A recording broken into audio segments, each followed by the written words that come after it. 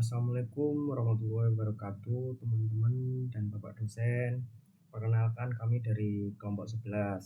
Sebelum kita mulai, saya mau bertanya, adakah yang pernah mencoba membangun suatu bangunan ataupun itu tanpa menggunakan sebuah blueprint ataupun denah?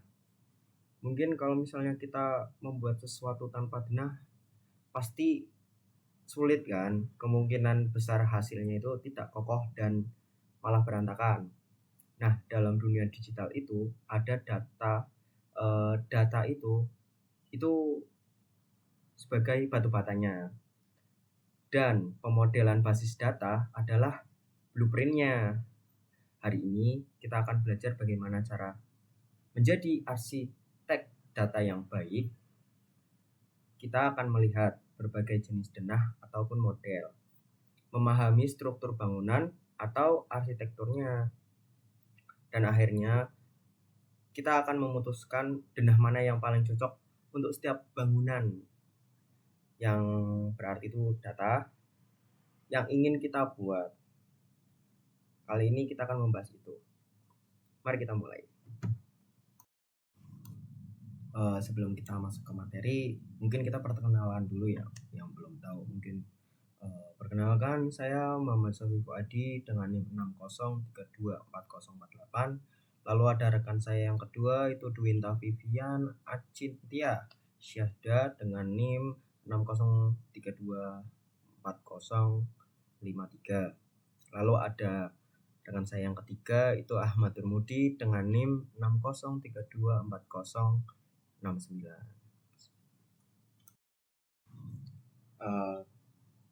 Selanjutnya itu ada subbab materi ya teman-teman.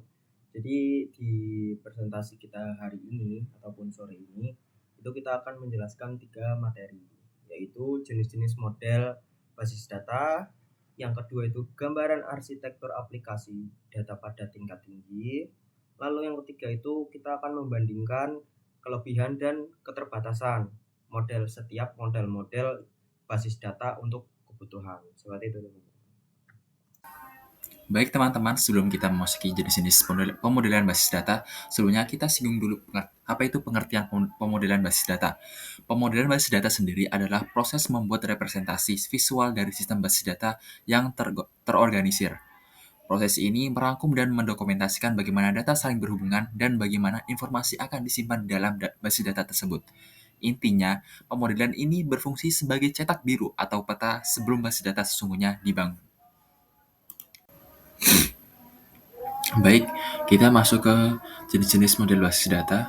Yang pertama, model hierarki. Model ini adalah salah satu model basis data tertua. Strukturnya sendiri, data diatur dalam struktur pohon, di mana setiap data dihubungkan dengan satu induk atau parent, dan bisa memiliki banyak anak yang bisa disebut child. Model ini sering digunakan untuk mempresentasikan data yang memiliki hubungan yang jelas dan terstruktur, seperti bagan organisasi dan struktur file pada komputer. Kelebihannya sendiri, sederhana dan cepat, dan integritas data yang terjamin. Kekurangannya tidak fleksibel, ketergantungan struktur dan pencarian yang tidak efisien. Terus kita lanjut ke model jaringan. Model ini merupakan evolusi dari model hierarki sendiri, yakni model hierarki menganut satu ke banyak, sedangkan model jaringan ini menganut banyak ke banyak. Maksudnya sendiri adalah model hierarki pada gambar yang sebelah kanan pada model hierarki ini, dosen Mildun ini mengayomi atau menaungi mata kuliah SIM dan mata kuliah database. Dosen Mildun ini bertindak sebagai parent, dan mata kuliah SIM dan mata kuliah database ini bertindak sebagai child. Jadi, model hierarki sendiri hanya bisa memiliki satu parent, yakni dianalogikan mata kuliah dan database induknya hanya satu, yakni dosen Mildun, dan seterusnya hingga ke mahasiswa. Dan kita kembali lagi ke model jaringan. Model jaringan itu strukturnya mengorganisasi data dalam struktur grafik yang lebih fleksibel. Setiap data atau node bisa memiliki banyak induk dan banyak anak. Jadi, model jaringan sendiri ya tentunya seperti penjelasan tadi memiliki lebih dari satu parent atau lebih dari satu induk. Kita, jadi kita lihat contohnya, mahasiswa Dono pada gambar kedua ini memiliki memiliki dua induk, yakni mata kuliah SIM dan mata kuliah database. Jadi mahasiswa Dono bisa mengambil dua mata kuliah sekaligus, yakni mata kuliah SIM dan mata kuliah database. Sedangkan di gambar model hierarki sendiri, eh, hanya bisa mengambil salah satu saja. Dan eh, kelebihan dari model jaringan sendiri memiliki fleksibilitas hubungan, akses data yang lebih cepat.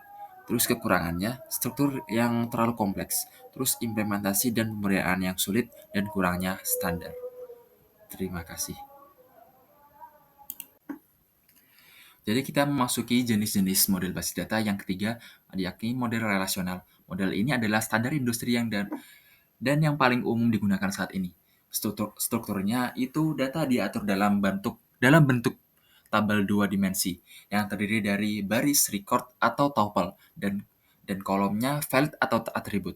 Setiap tabel menyimpan informasi tentang entitas tertentu, misalnya mahasiswa dan dosen. Kelebihannya sendiri fleksibel dan kuat. Terus integritas datanya yang lebih akurat. Terus model yang dapat dipaham dan mudah dipahami dan dapat dukungan dari SQL. Kekurangannya yakni performanya yang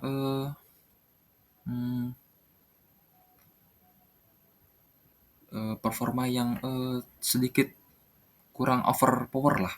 Terus skalibilitasnya yang rendah, terus pemberian data yang masih kurang ya. Terus kita lanjut saja ke model berorientasi objek. Model ini adalah pendekatan yang lebih modern yang terinspirasi dari konsep pemrograman berorientasi objek, yakni OOP. Strukturnya sendiri, data disimpan dalam bentuk objek yang memiliki dua komponen utama, yakni atribut data yang disimpan dan metode atau fungsi yang dapat beroperasi pada data tersebut. Terus kelebihannya sendiri merefleksikan dunia nyata, penggunaan kembali kode, dan fleksibilitas dan skalabilitasnya yang tinggi. Terus kekurangannya kompleksitas yang kurangnya standar dan tidak sesuai untuk semua masalah.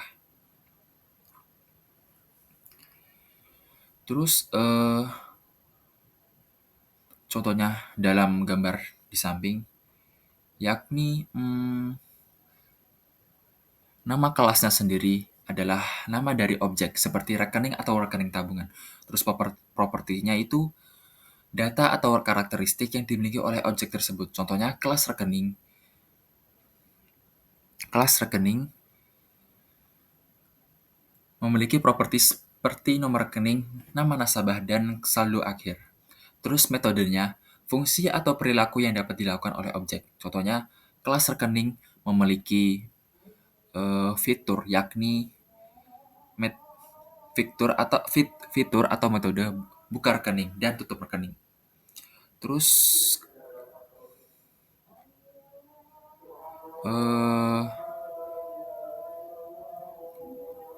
kelebihannya sendiri merefleksikan dunia nyata dan pengguna. Terus basis data, jenis basis data yang kelima, yakni IRD. Model ini adalah sebuah alat visual untuk merancang dan memodelkan basis data. IRD berfungsi sebagai cetak biru yang menunjukkan bagaimana entitas objek data saling berhubungan. Ini adalah langkah pertama yang penting dalam merancang basis data relasional. IRD sendiri memiliki 3 komponen, yakni yang pertama entitas. Entitas mempresentasikan objek nyata atau konsep penting yang datanya perlu disimpan. Dalam IRD, entitas digambarkan dengan persegi panjang. Contoh mahasiswa, dosen, dan mata kuliah.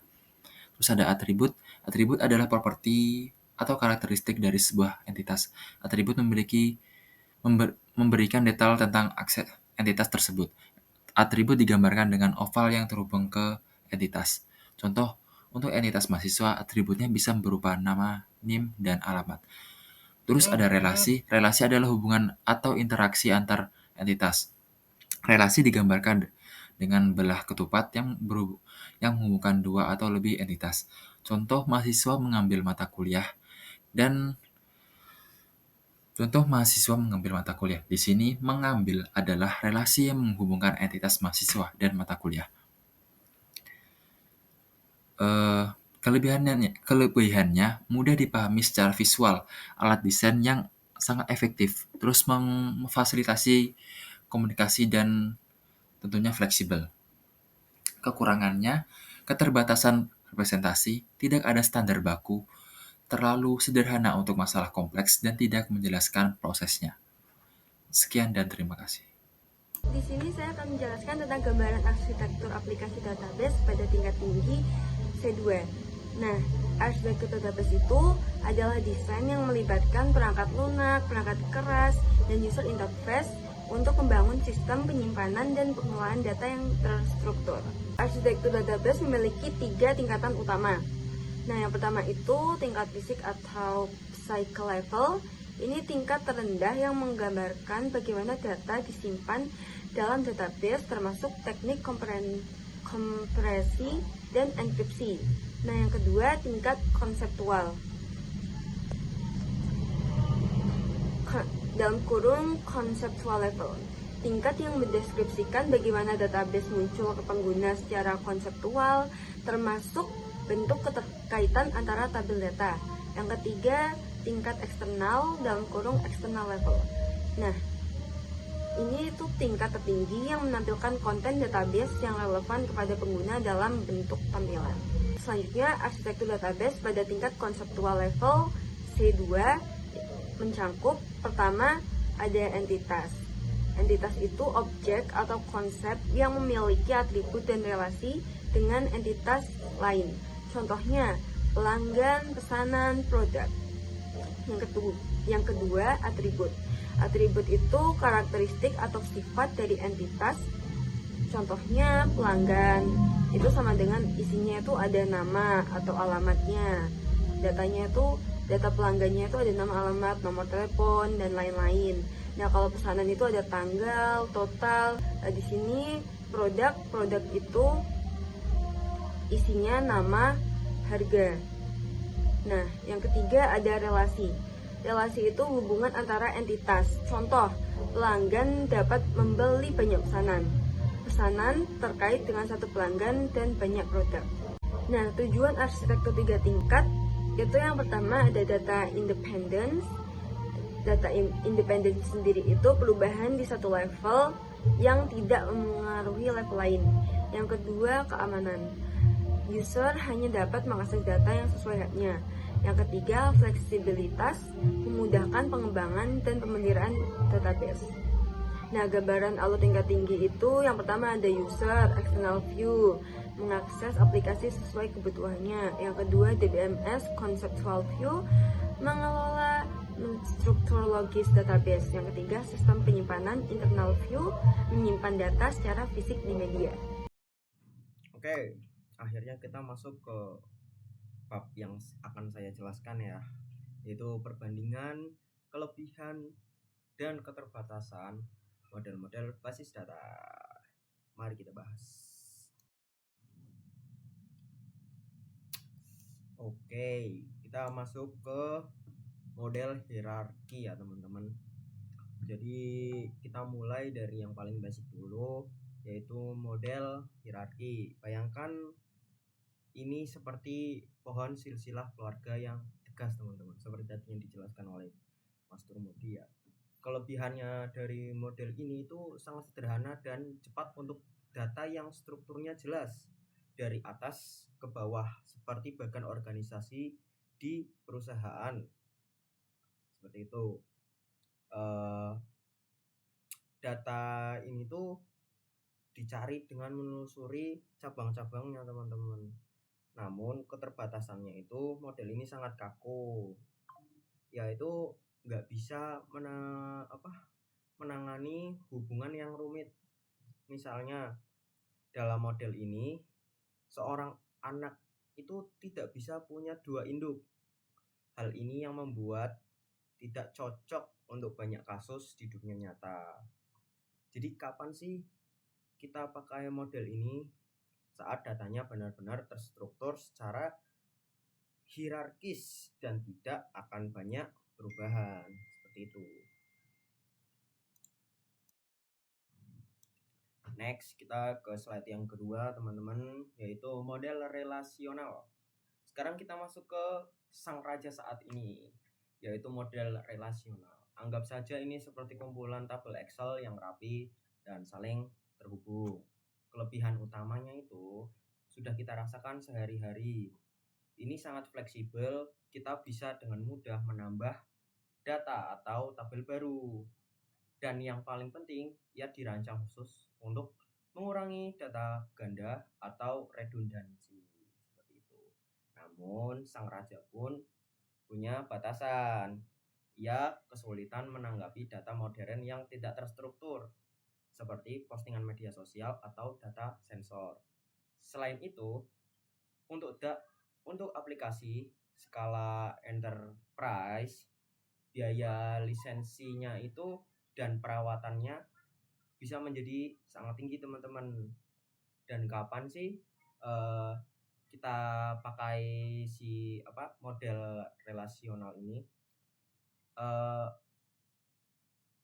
Pilihan utama untuk hampir semua aplikasi yang membutuhkan data terstruktur dan konsisten seperti sistem perbankan, e-commerce, dan administrasi. Seperti itu, teman-teman.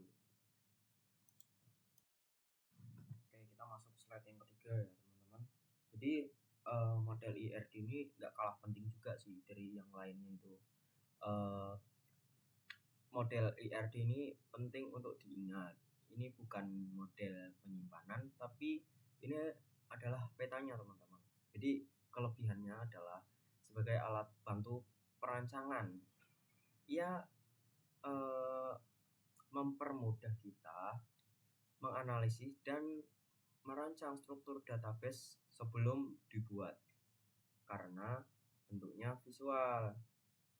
Ia lebih mudah dipahami daripada membaca dokumen teks yang panjang seperti itu. Dan keterbatasannya itu sama seperti peta. Jika wilayah sangat luas atau kompleks, maka petanya juga akan menjadi sangat rumit dan butuh media besar untuk menggambarkannya seperti itu. Jadi kapan sih kita harus pakai IRD ini? IRD selalu digunakan pada tahap awal perencanaan database, khususnya untuk membangun model relasional yang solid. Seperti itu. Kita sekarang masuk ke slide yang keempat ya, teman-teman, yaitu model jaringan. Selanjutnya itu model jaringan ini adalah evolusi dari model hierarki, ibaratnya seperti jaring laba-laba yang lebih fleksibel lah. Kelebihannya, ia berhasil mengatasi kelemahan utama dari model hierarki. Model ini bisa menangani hubungan banyak ke banyak ataupun many to many. Misalnya, satu mahasiswa bisa mengambil banyak mata kuliah dan satu mata kuliah itu bisa diikuti banyak mahasiswa. Jadi seperti itu. Pencarian datanya itu juga tetap efisien. Keterbatasannya itu fleksibilitas ini membuat strukturnya menjadi sangat kompleks, sulit untuk dirancang, dan jika ada perubahan bisa jadi sangat merepotkan karena aplikasi sangat bergantung pada strukturnya.